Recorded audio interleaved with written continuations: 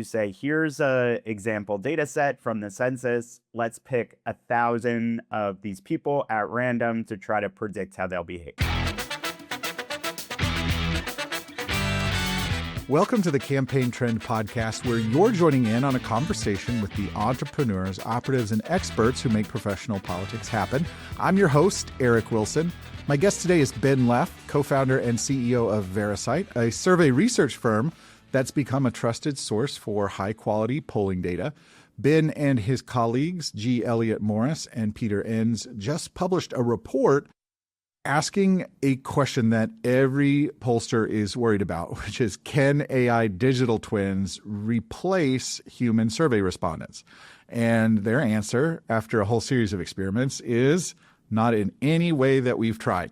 So here's the challenge that we face. For every 100 voters you ask to take a poll, only one or two actually do. That is what's making polling more expensive and less reliable every cycle, because we have to keep those surveys open for longer. So it sure would be a lifesaver if AI could answer questions like a real voter at a fraction of the cost. So today we're going to get into what synthetic samples actually get right, where they fail, why that matters, and whether the human benchmark itself is holding up. So Ben, it's not much of a leap. AI chatbots are genuinely good at writing like humans now. They're the tells them it's not X, it's Y cadence that we all recognize. But it is convincing. So it's not a crazy leap to wonder whether AI could also answer questions like a human, say, in a political survey.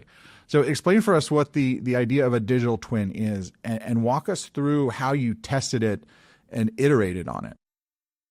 Yeah, so it's not a crazy idea, and that's why a lot of people are trying it. Businesses have spun up trying to do just that, and people are actually using this type of information.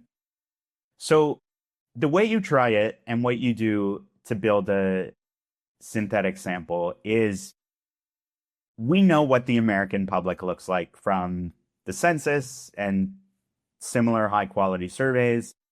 And so what you do is you have a demographic picture of the United States. So when you build, just like how a real survey, you take a sample of 1,000 real people, what that means is they'll have different age groups, income levels, educations. When you build the synthetic sample, you do the same thing. So you say, here's a example data set from the census. Let's pick 1,000 of these people at random to try to predict how they'll behave. So that's sort of the first step in building a synthetic sample. We're going to randomly sample, benchmark, call them digital twins from the public.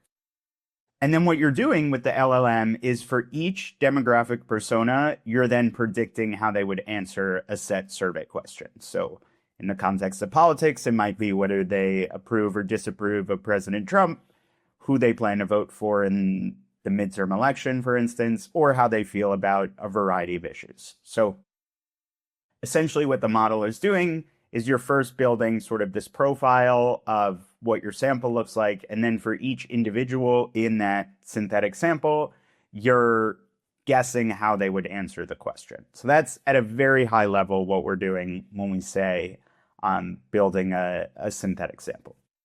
Now, where it gets more complicated is, if you really believe in the promise of synthetic data, and one thing we wanted to test and take seriously is, say, what if we gave the model even more information before asking it to predict how the human would respond, or what the model thinks the human would respond?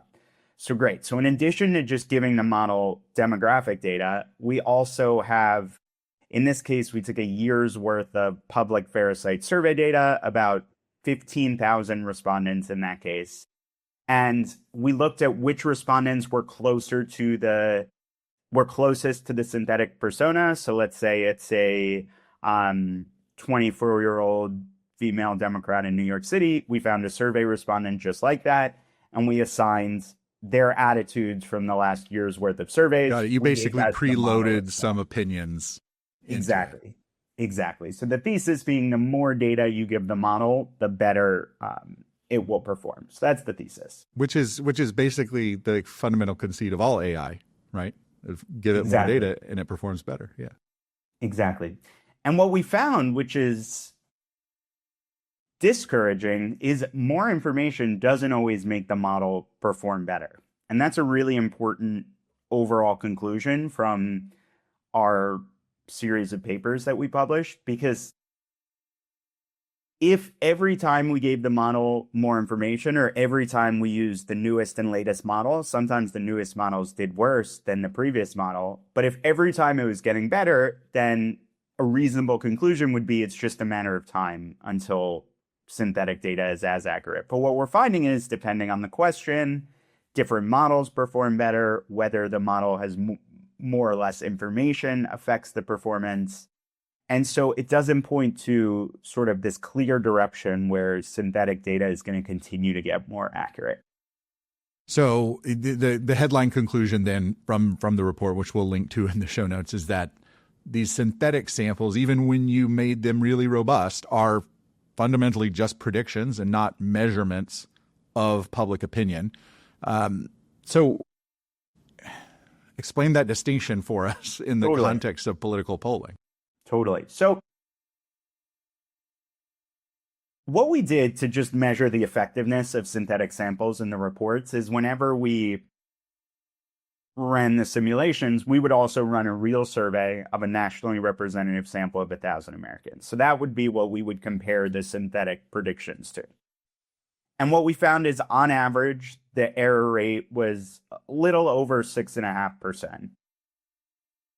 And that was across about 15 questions.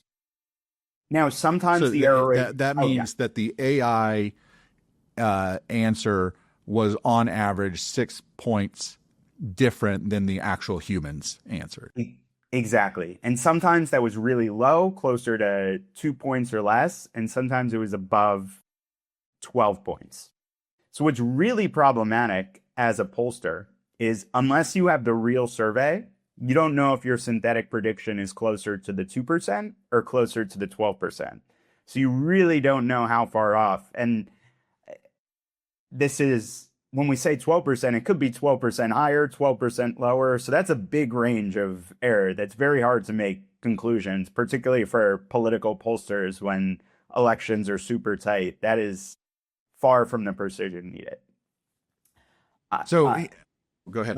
Yeah. And then I just really quickly want to touch on, and it might be part of your next question, when the error rate is really low, because people love that. And they're like, oh, synthetic samples are amazing. So the example I want to give is, and you'll see this in the report, if the model knows that someone is if we give the model, this person is a registered Democrat, they voted for Kamala in the last election, and then we ask, predict whether they approve or disapprove of President Trump. And the model says they're going to disapprove of President Trump.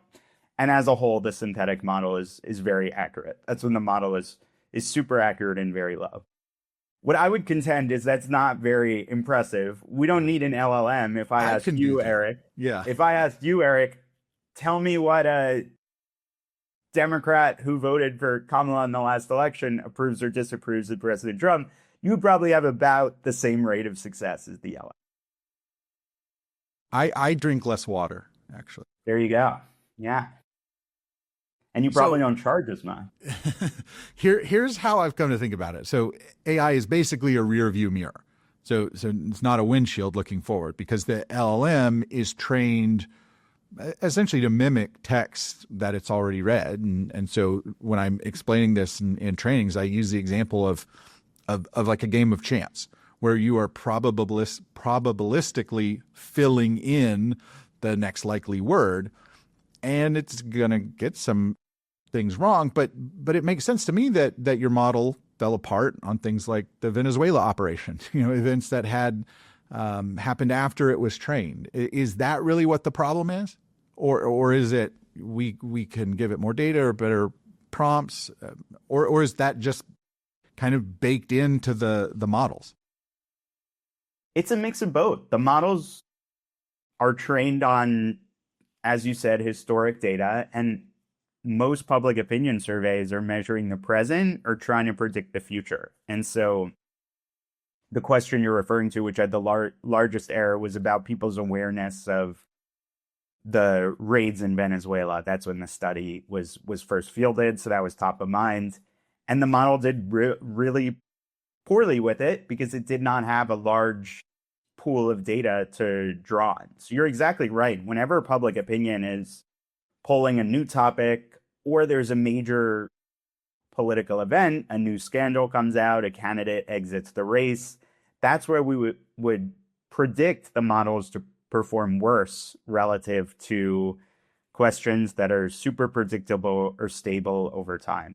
Going back to the presidential approval measure, for instance, there's now Donald Trump has been in the picture for 10 years at this point, and the model has 10 years worth of data that it's been trained on. So you would expect it to be more accurate on questions related to approval of the president. Yeah, and by the way, that was where the more robust version of the AI got more accurate with generic ballot, Trump approval. But we already have that polling. It's really easy to get that data, and it's everywhere. So it's just one of those things where it's like it may do a good job there, but not necessarily helping us with the underlying problem of it's getting harder to reach real people. One thing that the Venezuela question kind of reminded me of, I think it was Jimmy Kimmel who used to do the sort of man on the street interviews. He would go, ask people there in LA, well, can you believe that so-and-so, who's been dead for 20 years, didn't win the Grammy? And they'll say, oh yeah, well, that was a terrible thing. And so I wonder if there's a thing with humans where we just have to give our opinions, whereas the AI might sort of default to unsure or neutral. The model, Yeah. We actually found some of the reverse. The model was very often not saying don't know. If you asked it about a current events issue, the model didn't want to say that people would answer not sure, don't know. We found really low rates, sometimes zero, of LLMs predicting don't know responses. Just total confidence. Exactly. Yeah. You're listening to the Campaign Trend Podcast. I'm speaking with Ben Leff from Verasight about the question of, can AI replace humans when it comes to polls, or are we stuck with asking people for their opinions? Ben, one of the most surprising results is that the more information, the better models, more voter file data, richer prompts, that didn't really help, at least reliably. And as you mentioned, sometimes made things worse. Can you give us a sense of why this doesn't behave like a normal data problem? I think a normal data problem has a real stable answer. And the crux of what we do as public opinion researchers, we're measuring something that's continually changing. So it's inherently different from the typical problems that an LLM is trying to solve. The other reason that makes this very different is the way LLMs are trained, and what they want to do is give you sort of the modal response, what they think is the most common response. And this gets really problematic as survey researchers when we're trying to look at particularly crosstabs, so breaking down the data by either certain ethnicities or certain income levels. Because the model is again, it's designed to tell you what it thinks the average person wants to hear, in this case, what the average response rate is. So what we really found is while the average error rate, we said, was around 6.5%, that really grew at the crosstab level. And we saw pretty problematic trends where the model was just resulting to stereotypes in a more extreme way at the crosstab level. And that's where you saw more deviations from how groups were actually behaving in real survey data. Yeah. So here's where I think I might have a kind of a contrarian take. And your benchmark is traditional human polling, right? So where you're comparing it to the real poll. And what that is a snapshot in time. It's backward looking by its very nature. And And you mentioned that survey research leans on this principle of the representative sample. So the idea of, a 40-something college-educated Republican in this zip code, go ask him his opinions, and then roughly people who look like him are probably going to have the same opinions. And I think that held, well, I guess, is that a fair statement of the representative sample before I proceed? Absolutely. Okay. And so I think that held when we all watched the same news, Walter Cronkite every night or Tom Brokaw, and we read the same newspaper, the Washington Post. But today our media diet is as unique as we are. Even within a household, they're going to be totally different. So I am becoming, or have been, skeptical that anyone can still capture a truly representative sample, right? So how worried are you that the human benchmark itself is getting shakier underneath all of this, that the fundamental conceit of public opinion research is starting to falter? Well, I'm very concerned. I think public opinion research is harder than ever. A generation ago, when you could just rely on random digit dialing and response rates were above 30%, it was much easier to get a snapshot of what the public thinks and believes. So I do think public opinion research as a whole is incredibly challenging. And, we focus on multi-mode recruitment. So finding the best way to get in contact with different types of Americans. Sometimes it's text message, sometimes it's online, sometimes it's still snail mail. We're trying to model that optimal recruitment mechanism for each type of American that we're trying to target.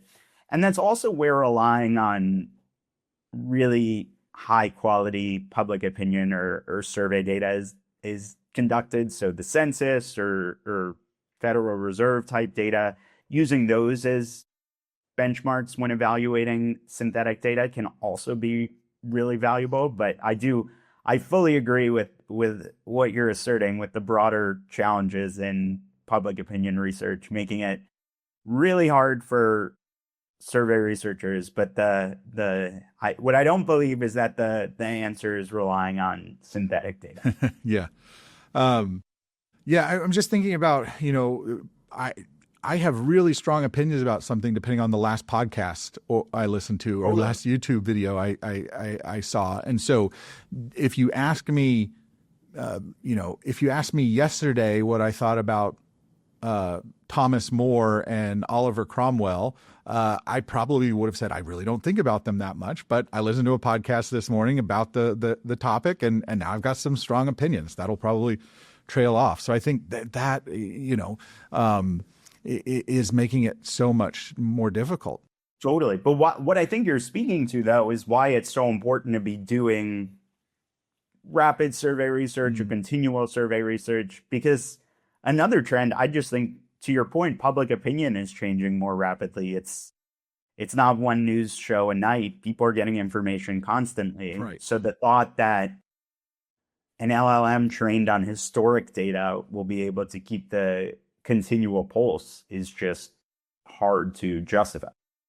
So I want to, now that we sort of understand the science of it, I want to shift a little bit to the reality, because a lot of our listeners run campaigns where a real poll might be out of reach. And so this promise of polling for everyone can be a really kind of seductive pitch. So when someone approaches them selling a synthetic sampling product, what are the specific questions that a campaign should ask? And I guess how would you suss out what's a defensible use case from one that will confidently give them wrong answers? Totally. So I think the first question is just to ask to see an example of synthetic data prediction next to the real survey result. And when you're doing that, have your critical hat on, in the sense that we take the example earlier. If they brag about a synthetic model that predicted that in the most Republican district in the country, a Republican's going to win, that's probably not a incredibly useful compliment to the model. But as it gets more granular and there are other types of questions, that's what I would really pay attention to, the average. The second thing I would ask to see is the crosstab level. Because one thing we noticed in the data is sometimes the actual prediction looks Sort of pretty good. aggregates to correct. Yeah, it aggregates to the correct. So in our earlier study, one thing I found fascinating is 20% of people who approved of Trump, the model said they disapproved of Trump, but 20% of Americans who disapproved of Trump, the model said they approved of Trump. So the aggregate data looked pretty good and pretty accurate. And a broken clock is right twice a day. Yeah. Yeah, exactly. But when you look at the crosstab level, it falls apart. So I would ask to see the crosstab information as well. I think it's always helpful to pre-test before you get a survey in the field. So, one thing survey researchers really struggle with is trying to figure out how many people I want to survey. And if something's going to be super close, you want to survey more people because you need more precision. So imagine there's a world where a synthetic sample tells you Americans are going to be so opposite, it's so far off. That might be a useful indicator, not perfect, but a useful indicator. Maybe I don't need as large of a sample size, for instance, to start. Got it. Okay. So sort of like minimum detectable effect, sort of range estimate. Exactly. That could be an interesting way to get started with synthetic estimate. Yeah, I like that. That gives me an idea I'm going to have to come back to. And so I think for now, the instinct, and I think where your report certainly comes down, is that for better or for worse, asking actual humans what they think is kind of the best thing we have right now. You don't slam the door shut, though. You say it may yet have value, and you gave kind of one example right now. Looking ahead, where do you think this could earn a spot in the toolkit? And what's kind of the standard of evidence for you to change your mind? Totally. Well, there's always going to be new models coming out and additional data sources. So we're going to continue to test this issue just as technology continues to evolve. I think there's also a range of public opinion research. There's what I would call quick, dirty, and cheap public opinion polls, and really high quality benchmarking polls where you need intense precision. So I could imagine a world where synthetic data tackles that lower end of the spectrum, where if I just want quick estimate, I just need to be directionally right. I don't need precision in predicting who's going to win a close race. I just want to be directionally right on something that I just need a bit of a quick sense of the direction. There I can see a value to starting with synthetic data in the future as the models continue to evolve. Yeah. I have two thoughts on this, and I'd like to get your reaction to it. And one of those is we already see kind of an example of this with multimodal survey research, where it used to be the case, look, I'm not going to send out a link on text message because I don't know who that person is, or I don't know who's going to scan that QR code off of the postal mail. But the live interview over the phone got harder and harder to do. So we've accepted a variation there. I'm wondering if we might get to the point where we say, look, it's pretty easy to get an old person on the phone and talk for 20 minutes. Younger people, not so much. So maybe we try and supplement them with a synthetic sample. So we're almost doing not multimodal collection, but multimodal generation. What do you think about that? Is that crazy? I think it's crazy, but people are doing it. And there's something called synthetic boosting, which is sort of what you're describing, where you want to double the sample size, or just you're low on a certain demographic group, so you generate synthetic data for the demographic group. The reason I think it's crazy is I think the people that are hardest to survey are going to be the ones where the synthetic predictions are the worst.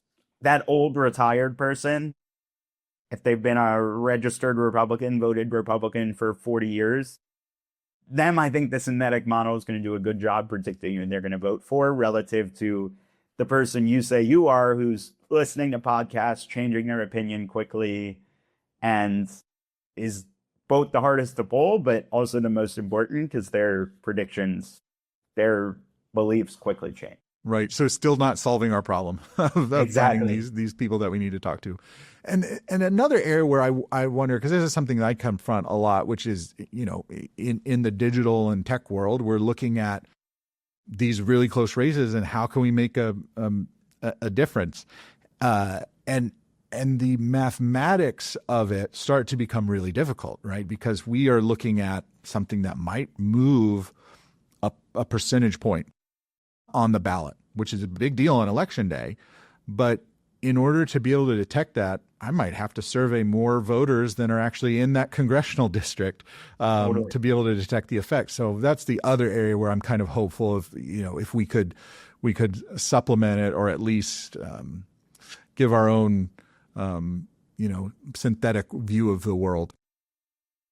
Totally. I think there are ways for AI and synthetic models to be helpful. It's just figuring out the right cause for the given problem. And there's unfortunately, no shortage of problems. Yeah, and a conversation for another day, but I think that this is kind of where some of the prediction markets that we're seeing, might blend in, or, that's what's so tough is we've got more data than ever before, but we just don't know what it's telling us and what we should do about it. Yeah. And figuring out which data to integrate is going to be the new challenge going forward. Right. So the example is when my wife tells me that she saw a dinosaur walk down the street, I'm more likely to believe her than when my 4-year-old son tells me that he saw a dinosaur walk down the street. And so we may have to get some reps on that. Exactly. What's going on in DC?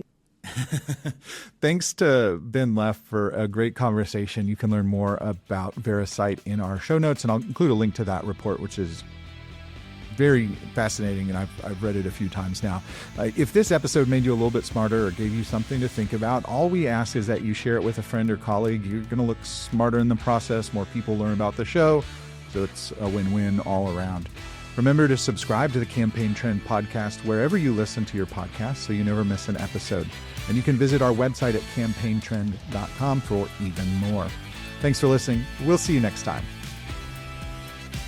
The Business of Politics show is produced by Advocacy Content Kitchen, a media production studio.